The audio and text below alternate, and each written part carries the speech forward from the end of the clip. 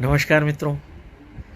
किसी भी जीव जंतु में जो शरीर है उसका जो कंकाल है वो अस्थियों का बना होता है। ख़ास तौर से हम अगर मनुष्य की बात करें, जिसमें एक वयस्क मनुष्य के शरीर में 206 या 206 बोन्स होती हैं, लेकिन यह कभी आपने ध्यान दिया कि यह बोन्स अपने आप नहीं जुड़ी होती हैं।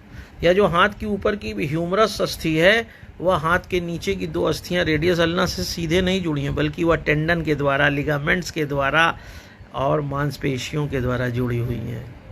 और यही मांसपेशियां, लिगामेंट्स, टेंडन से जुड़कर या 206 अस्थियां एक मानव शरीर का निर्माण कर रही हैं। नहीं तो मानव शरीर की संरचना तो आप जान ही नहीं सकते हैं। मानव शरीर की संरचना 206 अस्थियों से आप सिर्फ इसलिए जान पा रहे हैं क्योंकि टेंडन, लिगामेंट्स, मांसपेशियां एक संरचना को बनाने में मदद कर रही हैं। ठीक इसी तरह से किसी भी समाज में या किसी भी देश में लोग ज़रूर हैं, मनुष्य ज़रूर रहते हैं, लेकिन अगर समाज में उस समाज की संरचना को आप देखते हैं तो वहाँ की रूढ़ियाँ, वहाँ की परंपराएं हर मनुष्य के अलग होने के बाद भी जैविक रूप से उन्हें एक साथ जोड़कर एक समाज की संरचना का आपको बोध कराती हैं।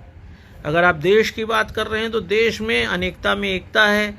मल्टीकल्चरलिज्म में भिन्न भिन्न संस्कृतियों के लोग एक देश में, भूखंड में साथ साथ रहते हैं। उनकी सबकी रूढ़ियाँ, परंपराएं सब अलग होती हैं, लेकिन उस देश की वैधानिक स्थिति, संवैधानिक स्थिति एक देश के लोगों की एक संरचना पैदा कर देती हैं। नहीं तो सभी लोग अलग अलग हैं।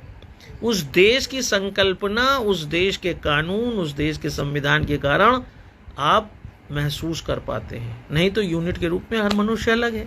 जैसे शरीर में हर अस्थि अलग है, लेकिन उस अस्थि की संरचना का बोध जैसे यह शरीर है, वैसे ही समाज का, देश का बोध उस देश की वैधानिकता है, कानून है। तो इसलिए जैसे शरीर में अस्थियों का ऐसे कोई मतलब नहीं है, सब बिखराव में है, लेकिन वह समाज अस्थियां टेंडन, मांसपेशियां, लिगामेंट से जुड़कर शरीर का बोध कराती हैं।